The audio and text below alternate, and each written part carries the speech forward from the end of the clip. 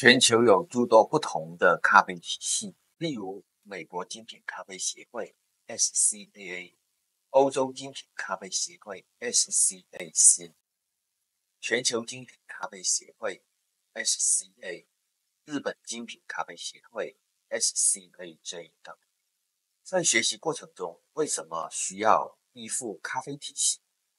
咖啡体系主要有以下几个核心理念：一、建立通用标准和共同语言，实行标准化操作，促进国际交流。二、提供结构化和全面性的知识体系，避免知识盲区，递进式学习路径。三、权威性，职业发展与信任基础，获得行业认可信誉，持续的研究与知识更新。系统之所以必要，是因为咖啡行业需要从手工经验向科学系统转型，以支持其全球化和精品化的发展。这些咖啡系统为全球咖啡专业人士提供了一个可衡量的、高质量的、持续更新的知识和技能平台。因此，本视频咖啡知识是建立在 Specialty Coffee Association， 简称 SCA。SCA 的分级系统将咖啡生豆分为5个等级 ，Grade 1到 Grade 5，简称 G1 至 G5。判断标准主要包括：一、瑕疵豆数量，这是判断生豆品质最核心的指标之一，通常对300克生豆样本进行检测。瑕疵分类：一级瑕疵，对咖啡杯测风味影响极大的缺陷，例如全黑豆、全酸豆、严重的霉变等。二级瑕疵，对风味影响较小的缺陷，例如带壳豆、小虫树、碎裂豆等。二、生豆的物理标准，目数，豆子的颗粒大小通过不同孔径的网筛来衡量。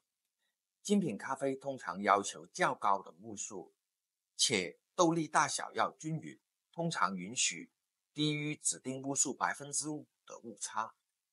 含水率，生豆的含水量应该在理想范畴， SCA 标准通常要求在 10% 到12% 之间。含水率过高容易发霉，过低则可能导致豆子变硬和风味流失。咖啡感官要求生豆必须没有霉味、化学味或其他不正常的异味。三、杯测品质，虽然生豆分级主要基于物理特性，但最终的精品咖啡等级还必须经过烘焙和杯测来确认感官品质。精品咖啡的最低分数要求在 SCA 杯测协议中，总分必须达到或高于80分，风味特性必须具备至少一个独特的风味属性，例如酸度、醇厚度、香气。无感官缺陷，必须没有霉点或瑕疵，例如不允许有葵克未熟豆。SCA 生豆分级的表格如下，大家可以看到表格上面从 G1 到 G5。精品咖啡的门槛，一支咖啡豆要评为精品级 G1， 在300克的生豆样本中，完整瑕疵数不能超过5颗，且不允许在一级瑕疵，并且杯测评分必须达到80分以上。商业咖啡通常指杯测评分低于80分或瑕疵数超过23克的咖啡豆。再往下就是 G3、G4、G5 不同的等级。接下来的是需要关注的咖啡果实处理法的核心问题。这3种处理法分别是水洗、日晒和密处理。这是生豆风味形成的关键，它们在加工过程和最终风味上有着本质的区别。一、水洗法通常能产出最干净、最能体现产地本身风土特征的咖啡风味。可以查看下面的图片数据，显示水洗处理法的加工程序。二、日晒法是最古老的处理法，将整颗咖啡果实直接干燥，让果肉中的甜度和风味物质被咖啡豆充分吸收。可以查看下面的图片数据，显示了日晒处理法的加工程序。3. 蜜处理。蜜处理法是介于水洗和日晒之间的方法，其名字来源于干燥过程中咖啡生豆残留的果胶的多少，来辨别不同的蜜处理法。咖啡豆上面的粘稠物质，它是果胶，而并不是蜂蜜。可以查看下面的图片数据，显示了蜜处理法的加工程序，当然其中还涉及了白蜜、黄蜜、黑蜜处理法等。有兴趣的朋友可以去了解一下，在这里就不逐一的去介绍了。处理法对生豆和烘焙的影响。水洗豆，由于果胶被清洗，生豆密度高，质地硬，烘焙时传导热相对稳定，更容易获得均匀的烘焙度和干净的酸甜平衡。日晒豆由于吸收了大量果肉物质，生豆内部的纤维组织较于松散，密度略低，烘焙时传导热更快，需要更精细的火力控制，否则容易出现外部烤焦、内部未熟或不均匀的情况。蜜处理介于两者之间，烘焙难度适中，目标是突出其特有的焦糖甜感和圆润的口感。了解这些处理法可以帮助你在采购生豆和进行烘焙时更好的预测和控制最终的咖啡风味。目前市场上有一些特殊处理法，例如湿刨、厌氧、二氧化碳等，并不在这个视频的讨论范畴。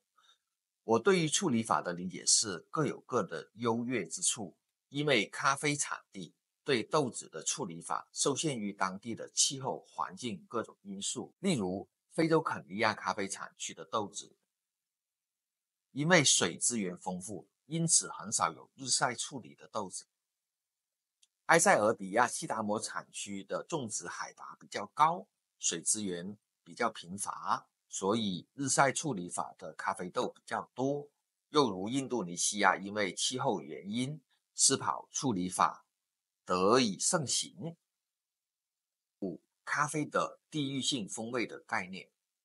在咖啡界常被引用酿酒界的术语风土来描述，指的是一个特定的地理区域的全部环境因素，赋予了咖啡豆独特的、不可复制的、能被感官识别的特性。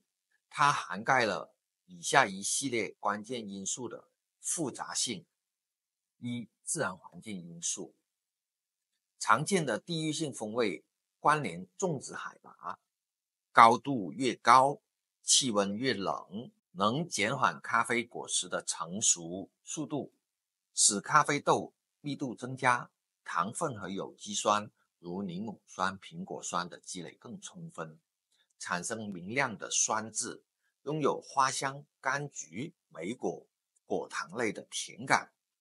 土壤的矿物质含量和 pH 值影响咖啡树对营养的吸收。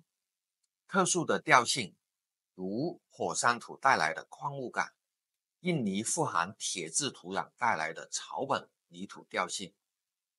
温度、降雨量、日照强度影响咖啡树的生长周期和咖啡果实的含糖量。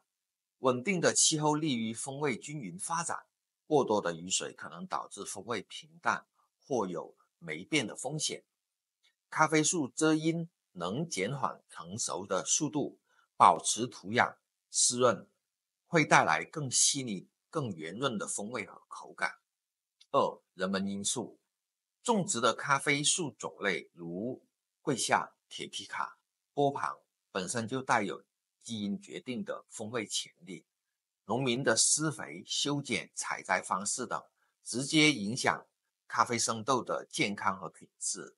我们之前讨论的水洗、日晒、蜜处理和特殊发酵，这是地域风味在采摘后被放大、引导或转化的关键步骤。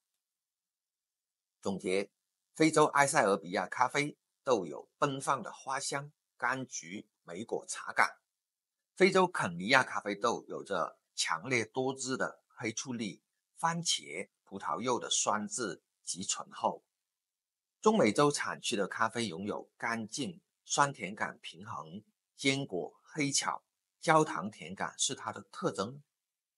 亚洲印度尼西亚咖啡豆特征是低酸、极度醇厚浓郁，草本、泥土、木质调和黑巧克力是它的特调。因此，地域性风味解释了为什么同一品种的咖啡豆在肯尼亚喝起来是黑醋栗，在巴西喝起来是巧克力坚果。这也是精品咖啡追求独特风味复杂的根源。这期的咖啡烘焙基础知识介绍到这里，欢迎关注体斯特视频号，谢谢。